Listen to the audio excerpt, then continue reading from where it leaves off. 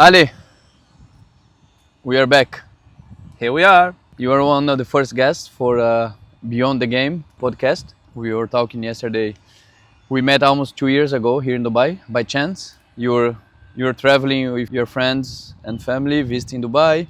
We met at ISD Padel. We played a game. Was a nice match. It was a nice match, true. And during the day, you mentioned to me, I want to do something special. I want to do it in Dubai. I create the inclusive paddle tour, and I told you, let's make it happen.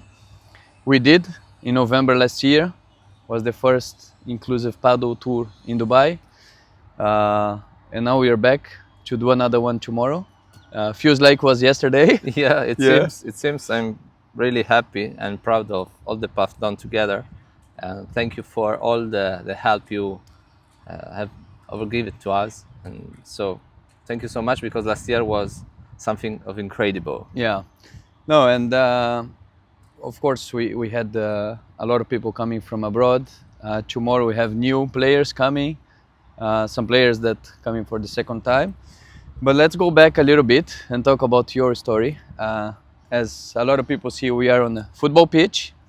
We have the new track around us and the paddle building behind. And you mentioned to me, we can say this is the past. Yeah, for sure. Football can be the past, because I was really in love with football for sure before my accident.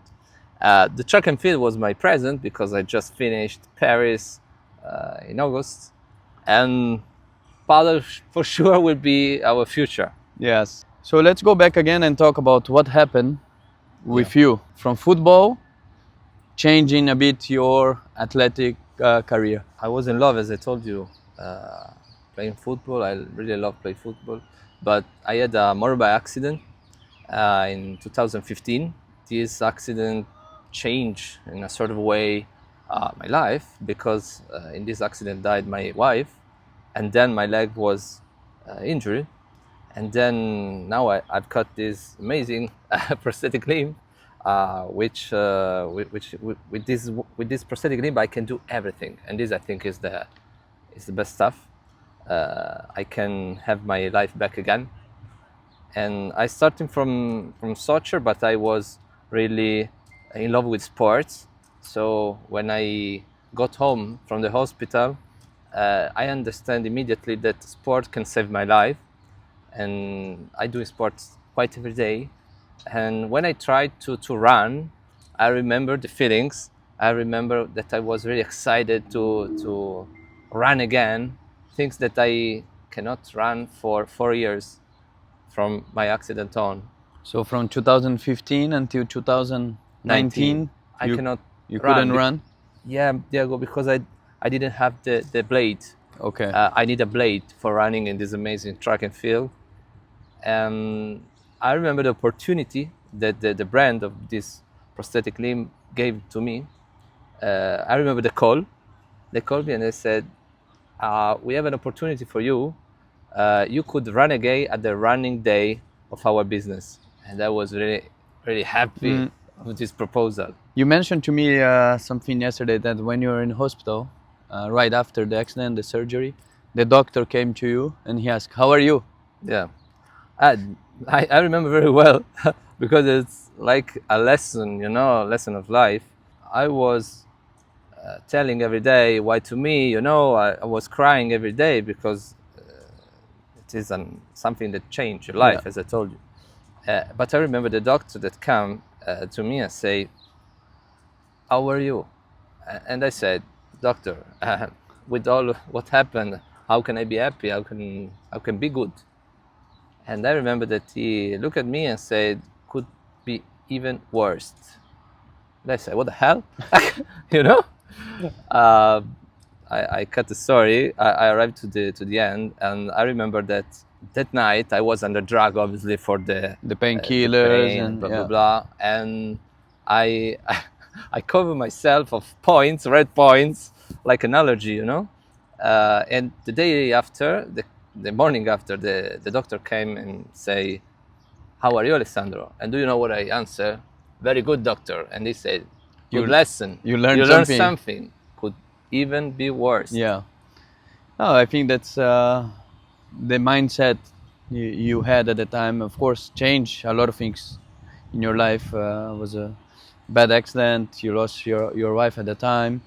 Mentally, you had to be very strong, and I'm sure you had to had some people around you to support, to bring you up. And I guess that was your family, friends that support you at the time, right?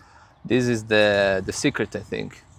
You need to keep the smile, and you need people around you that push you as strong as they can.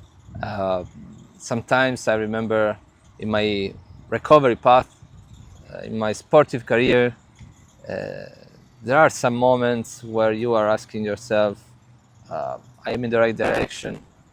Can I do it? But I remember my family, I remember my friends that pushed me so hard, and they said, no, you can do it. They convinced me. Yeah. So I think this is the secret. Find people that support you with all the heart. Yeah. So okay, it took you 4 years to start running again, from 2015 to 2019. So, and when did you decide to start training for the Olympics or the Paralympics as a sprinter? Who gave you the idea, or how it happened? Because from 2019, the Paralympics was supposed to happen to 2020 in Yeah. Tokyo, but because of the pandemic, they Yeah. postponed to 2021. So you didn't have much time, No. right, to prepare. I had 2 years and something. I remember that, like many stuff in our lives, arrives casually, you know? Yeah. And so I start to do sports, okay? I do running perfect. I was really happy to run again. But I can understand that I run all the day, every day faster. Every day. And then I said, okay, maybe I can compete. And I saw that my time was increasing, was better. And so I said, okay, we can try. And I did some competition regionally, then national, and then from country to international competition, you know. And I remember the first international competition I had was here in Dubai Oh yeah. in 2021. Okay. I take the classification. They recognized the time was good and able for doing something more. Then that year arrived the European medal, third place, Okay. bronze medal. Really happy of And then you qualified for Tokyo 2021 with the and- Italian record. Yeah, Yeah. No, first, congratulations.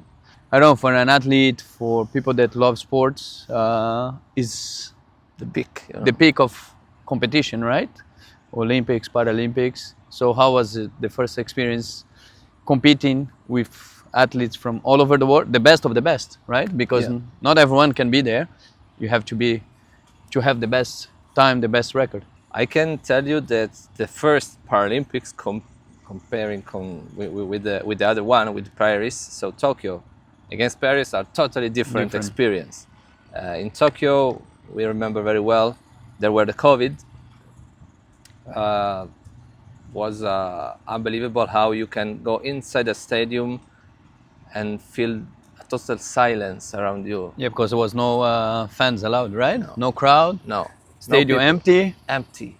And it's like you go inside another dimension, you know? Yeah. Crazy. It's a strong impact on you. You are really focused on what you are going to do. And I think I can forget these kind of feelings. And it's like a mirror with the silence I found in my home when I got home from the hospital. I remember that when I opened the door, I felt this silence. And it hurts, but it pushed me to do more. Okay. And this is something in the end, I appreciate.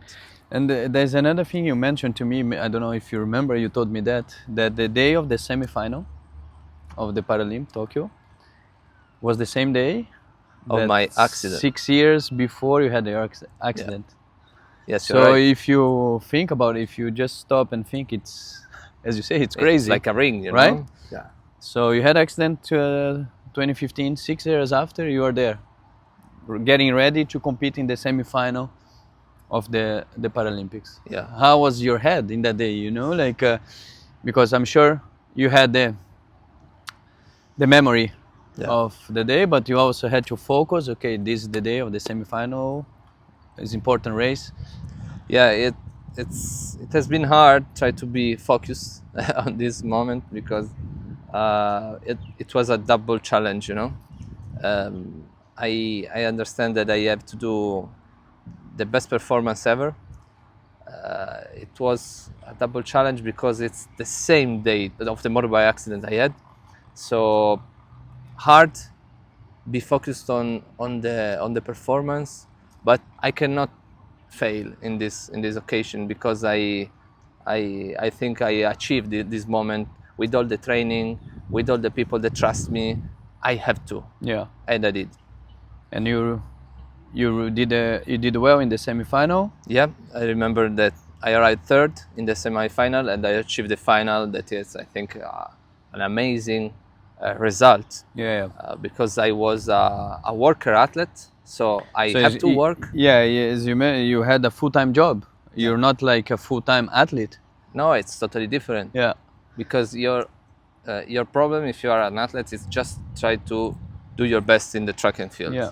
If you have to work and then you have to be an athlete, it's totally different. When you're a full-time athlete, you train, you have time to recover, go for massage, physio, you can sleep.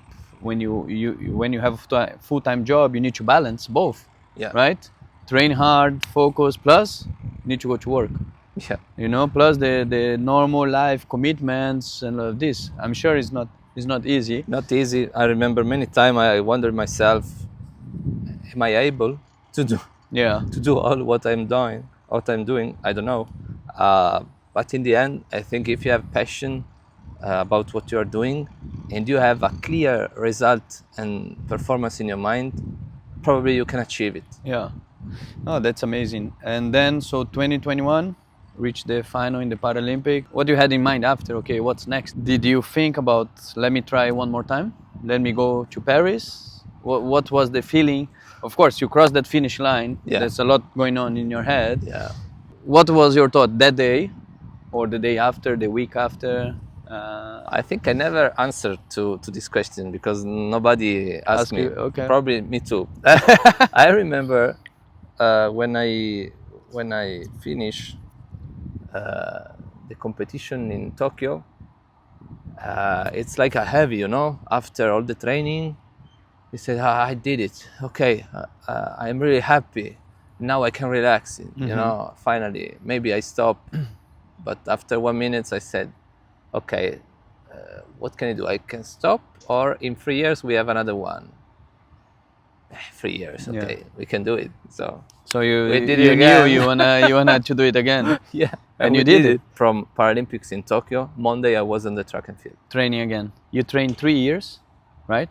So you finish on Thursday. Monday you're back on the track to train for 3 years. For what? To compete for seconds. Seconds, You know, 12 and something. right? Plus full-time job. Who gave you a lot of support these 3 years? For sure, Arianna and all my friends. I always said that we can even born alone. Try to imagine if you can achieve a Paralympics. It's impossible. Yeah. You need a team. And I'm really lucky when somebody said, "Who is Alessandro?" I answer, "A lucky guy." Even after all what happened, I am lucky because I have people that trust me. And I think that's important. And we talk about the athlete Alessandro to compete in the Paralympics, but in the business side, because as an employee, how do you have the support from your colleagues at work, your boss, the company, or how you support, how you motivate them? Because I think it's an inspiration as well at work, right? Sure. I work in a pharmaceutical world. That is something I think ethic because I think that with my job I can help to save probably life of somebody, and this is something I like, and this is also the reason why I am there. The business has been always close to me. They help me a lot with the role, with the help they can give, and they asked me also to do a speech for them because they would like to share the motivation components that helped me to achieve all the goals I had achieved.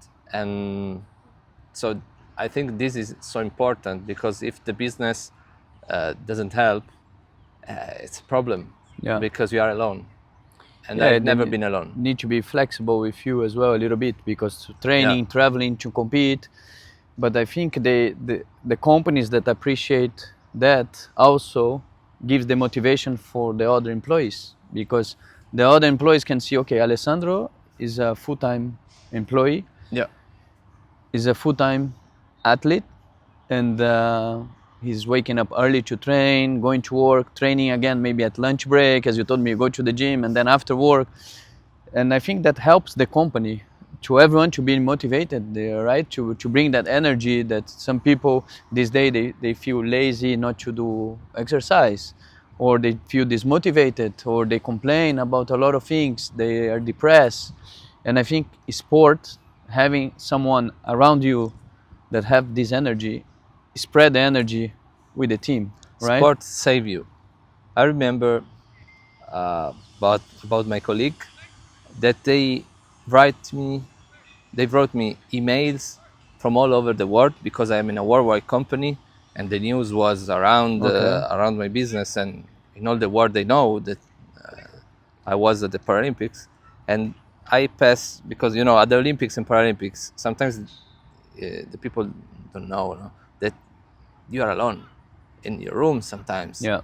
and feel all the passion, all the love that my colleagues try to share with me helped me a lot. Yeah, yeah, because a lot of people think, okay, a professional athlete, they have the best life, right? Because they think, okay, you travel to Yeah, compete, you're in Tokyo, now you're in Paris, but they don't know all the the moments. moments that you're on the track alone, you're Yeah, in pain, you have to go for the physio, then you go back to the room, you're alone. yeah, You need to give up a lot, time with the friends. On Friday night, you cannot go out to a party with friends because you need to sleep early. Saturday morning, you have a competition, you have yeah. training. So they only see the The highlights, nice the things. nice Yeah, things, but they don't see the work that you have to put to cross that finish line. So I think that's very important that you had your colleagues sending you messages, supporting you. That helps a lot. So now let's talk a bit about Paris. That just happened, what, 2 months ago, 3 months ago, right? yeah. Uh, because when we met in June, when I went to play the Inclusive Paddle Inclusive. Tour in Rome with you, I asked you, are you ready? Are you qualified? And you said, not yet. I'm ready, but I don't know if I'm going. Yeah, in there And are some then, slots. yeah, there were like slots, you still like competing to get the time. And then when you announced, I sent you a message straight away, congratulations. So how was that feeling to qualify again for another Paralympics from in June, not knowing that you were going and you were training hard? Yeah. How you kept the motivation to like training, not knowing that you had a spot? Uh, it's hard. I can confirm you now, after some months that I try to think toward the path. Has been hard. I think after the motorbike accident, I cried for 1 month, and then I said, okay, I will never cry again. And from that moment in 2015, I never cried for 9 years. So after the result that I made in Germany, in Leverkusen, I made an Italian record after 3 years, because I made the Italian record in June 2021. And then after 3 years, I can do something more. You broke again your own I record. broke again my own record. And it is something that let me understand that very probably I could go. And so I cried in that moment. And I was with my girlfriend Arianna and with my coach, and we were all together crying for the result, because it pushed me at the 6th place in the world ranking, and so it was really hard. Yeah. Don't get a slot, So happy, really happy. And then from that time that you broke the record, you knew, okay, I got my slot. And how was that feeling to arrive in the athletes village, to arrive in Paris, to compete again with the best of the best in the world? What was the difference between Tokyo was the first time, Yep. then to Paris, second Paralympics, at age of 36. 36. Maybe you were one of the oldest one Yeah. there to compete against My battery, my competition, yeah, my you were there. category. Yeah, so you had like young guys from 19 to 20, 21.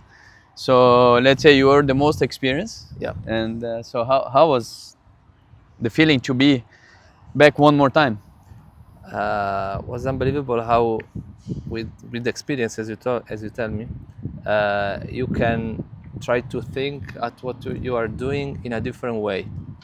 So in Tokyo, I was just excited to be there, and then now I knew perfectly what happens. I knew perfectly the ceremony. I knew perfect the pressure of the competition. I'm a mature athlete. It's different, you know. Yeah. You are focused on the result and so on, and you know that probably they are stronger than you, and it's okay. But you are there, Yeah. and this is the point. This is thing. I think it's the message I can share with the people. Even if you're gonna lost, okay, but do it. Yeah. Do This your is best. The point. Do your best. Right. For 60 meters, I was in front of everybody. I was the first because I get the best technique of starting phase. I'm 36. Other are 20, 21. So they pick me up in the end, but it's okay. I show what I can do. You did your best, right? Yeah. You made sure you went there. Yeah. You performed.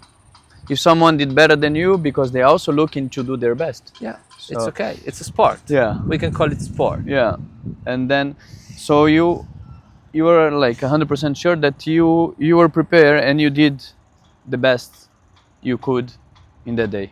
And right? I think it's the best feeling, you know. I can just understand that you can be so sad for don't get the final for 5 cents, and then after 2 minutes you're going to do the proposal, and so you're very happy for your life. Let's. Wow. So you crossed that finish line. You I did asked your for best, I asked right? for the result. you asked for the results, and then And then I knew that I should go to do the proposal, but just 3 people know about me and my 2 coaches, and so my who- partner in crime. yeah. So who was on the crowd? Well, like you told me, your parents Yeah, were there. yeah, Ariana, your girlfriend at the time, now is fiance. yeah, Her father, yeah, your friends, Fabio, your coaches. So only 3 of them knew what was gonna happen after you crossed the finish line. So you had all the plan. You got the ring from my coach, my your friend. coach. Yeah, You told me you went there, you hugged everyone, yeah. and he was the last one that passed you the ring. Yeah, And then you went on your knees and proposed to Ariana. yeah. And that photo went worldwide, right? Yeah, It went was- viral. Crazy. Was one of the biggest photo all over. So how was that moment? I think unbelievable. If you try to imagine something like that, you cannot. So I have to say thank you to my coach for sure, because he passed. You kept the ring. Yeah, it passed 3 days in the metro of Paris like that with the bag, you know, with the ring inside. He was really afraid to lose it. So no, was everything was good. I have to say thank you to the communication director of the Olympics and Paralympics, because they helped me a lot, and they helped me to let it possible. Nice. No, congratulations. I'm sure it was a special moment. Again, Paris, it's Paris. Paralympics, crossing the finish line, getting engaged. I think it's something you guys gonna remember forever. And I'm sure Ariana is very happy with that moment. She's here enjoying the talk. That's amazing. Your career, your life story from 2015, being football player, in love with the sport. Then suddenly life changes. You had the mindset to switch. You had to learn how to walk again, to run again. In 4 years, your body, your mind was ready to train for Paralympics. You were in Tokyo 2021, crossed that finish line in 3 days. You're back training for another 3 years, and then you're back in Paris. So, and when Padel came to your life, because in between you start playing Padel, Yeah. training for Paralympics, playing Padel, full-time job. So when did you find out about Padel? I remember after Tokyo, as I told you, I'm in love with soccer, with football. So I need the team. I need a game, because athletics is sacrifice, Individual it's sport. sweat, but not so funny in the end. It's just a sacrifice, and you achieve your best result. You are going better and better, and it's good. I need it, and it's okay. But I need also something that give me happiness. Yeah. And Padel can do this. And I remember when I got home from Tokyo, I spoke with my coach, and I said I would like to have fun. And he said, "Really? Today no training? We're gonna play Padel." And I said, "I don't know, with the prosthetic limb, if I can. I see it could be funny, but I don't know." And he said, "Don't worry, we have to try." Yeah. So after 5 minutes, Diego, I You was love in it. love. Yeah. Okay. Ah, that's amazing. And here I am. Here you are after you create the inclusive paddle tour. It's been since 2022, right? You Yeah. start with the tour. We started tournament. Yeah. So now you're finishing the third year of the tour. How many you have done this year? How many? 8 stages 8? around the world. So honestly. tomorrow we start the The seventh. 7th, Seven. and then we have the last one in December in Yes. Lugano In to Lugano, close to the season. Yeah. And So- we are managing the calendar for next year. Keep ready. Yeah. Yeah. It's growing. Yeah. We have more and more people playing, more people with different disabilities. I think that's amazing. And I think our role, an important role, it's the staff, Yeah. the volunteer that help in all the world to let it possible. I think without them, nothing of Can- what we yeah. see, of what we breathe, could be possible. Yeah, and it's funny because you just asked me now. We were like inside the paddle. You asked, do you choose your team? And I said yes. And I think that's the key. Doesn't matter where. You need to have a good team at work that believes on you, that can trust you. You trust them, and they have that feeling that we work as a team to achieve a goal. Yeah. So I told them, well, they know about my passion for this event. Last year was amazing. We had 40 people playing, plus all the volunteers, the staff, and we impact a lot of people. And now tomorrow we have different people coming. The staff is very excited. They cannot wait. And I told them last week we had a meeting to prepare, and I said, guys, this is the highlight of the year for me, and I want to make, if not the same, but better than last year, because we always want to improve. Yeah. Right? We always want to, I think all of us are always learning, improving, is always some aspect that we can get it better. I think the secret is the passion we put inside, Yes, and it's important to have a team with the same passion. So tomorrow we're doing the stage in Dubai again. What's your expectation? You've been preparing after, because before the Paralympics you didn't play paddle for 3 months. Yeah, I cannot, man. So after that you've been training. You told me at least twice a week to be ready. We're gonna do the teams today. Hopefully we play together. If not, be ready, because I'm just afraid, man. I'm not gonna take it easy on you. But what's the expectation for tomorrow? I would like to see what I used to see every stages. I would like to see people smiling. In our tournament, the most important thing is not the victory, is not win against the other. It's not smash as strong as you can against the opposite, but it's have fun and be inclusive. So we are making the inclusion possible. This is the claim. This is the goal that we have to achieve. Oh, that's amazing. And this year we have 14 players coming from abroad, plus 2 from Dubai, that lives in Dubai, Ahmed and Darin.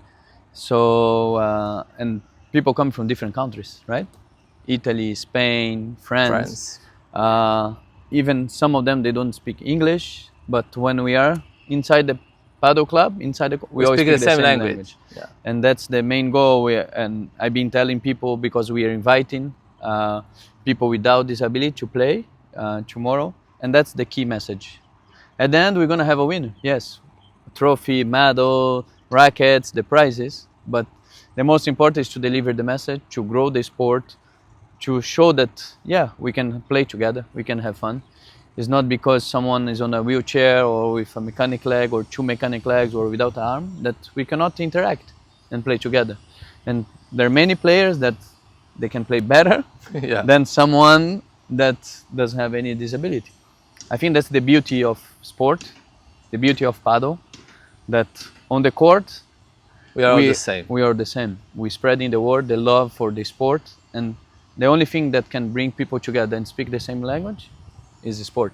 Especially with the world today, a lot of problems happening, with many different reasons.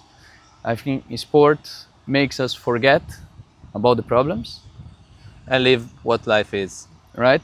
And as a journey.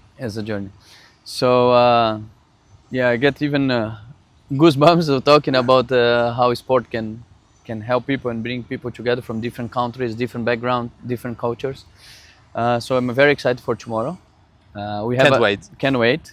We have a long day today to go. Busy schedule. We still have to do a training session to get ready. Put the helmet, man. And so thank you again to be here. It has been an amazing journey since we met. We had lunch in the Dubai Mall. We talked about the plans. So since last year, after the first tournament, we've been talking almost every day to prepare for this day tomorrow. And I'm sure everyone will have a good time. A good time. I think we are lucky because we find people like me and you and many others, staff and so on, and players that have the same mentality. They have the same will to share a journey. And so thank you so much for that. Thank you. And before we finish, we have a special gift for you. Wow. So this is a surprise. This is a surprise. I thought it was a table. I let you open. Wow. Let me see. I'm really curious. Yeah. Wow. You are part of something special. See you on the court. Thank you so much, Diego. There's a personalized racket. No, it would be amazing. So maybe you have a new weapon for tomorrow. It's crazy. Thank you so much. Thank you, Diego. Thank you. And see you on the court. Yep.